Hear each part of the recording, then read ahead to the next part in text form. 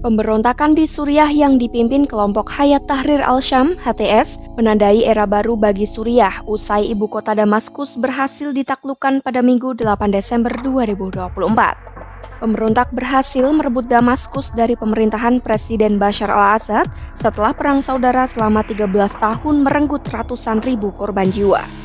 Selain Damaskus, pemberontak berhasil mengalahkan pasukan Assad dengan serangan kilat yang berhasil merebut Aleppo, Hama, hingga Homs dalam kurun sepekan.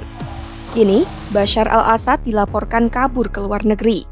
Pemerintah Suriah di bawah pimpinan Perdana Menteri Muhammad Ghazi al-Jalali pun bersedia menyerahkan kekuasaan secara bertahap kepada pemberontak. Lantas, bagaimana sepak terjang dinasti Assad yang telah setengah abad berkuasa di Suriah dari awal memerintah hingga akhirnya didepak pemberontak?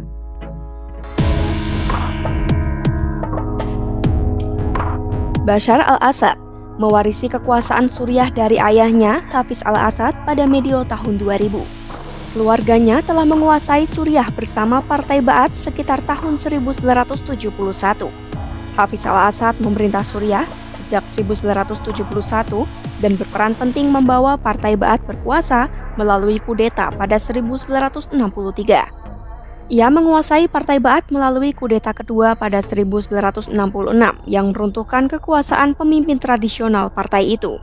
Kudeta ketiga berlanjut pada 1971 dan berhasil menyingkirkan pemimpin de facto Suriah Salah Jadid. Hafiz lalu mendeklarasikan diri dan mengkultuskan dirinya sebagai pemimpin Suriah sehingga bisa berkuasa selama 3 dekade. Setelah ia meninggal pada Juni 2000, Bashar al-Assad menjadi penerusnya dan menjadi figur dominan dalam politik Suriah.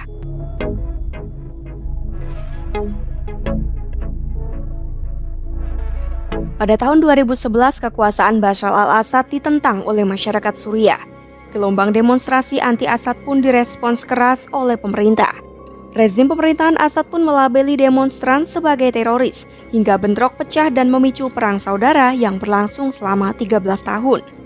Tahun 2014, pasukan Assad sempat terpojok usai 4 pangkalan militer di kegubernuran Raqqa jatuh ke tangan pemberontak.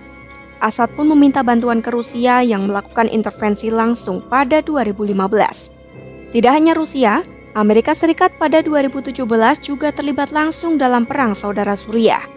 AS meluncurkan serangan udara ke target-target pemerintah Suriah dan mendukung kelompok pemberontak Syrian Democratic Forces (SDF). Pada 2019, perang saudara Suriah sempat mereda setelah dikalahkannya ISIS. Namun eskalasi perang saudara meningkat usai pemberontak yang dipimpin HTS menyerbu pasukan pemerintah pada 27 November 2024 dengan ditaklukkannya kota penting Suriah, Aleppo. Selain Aleppo, pemberontak berhasil merebut beberapa wilayah strategis seperti Hama, Homs, hingga yang terbaru ibu kota Damaskus. Pemberontak telah mendeklarasikan era baru di Suriah dan menjanjikan koeksistensi damai serta tak akan meluncurkan operasi balas dendam.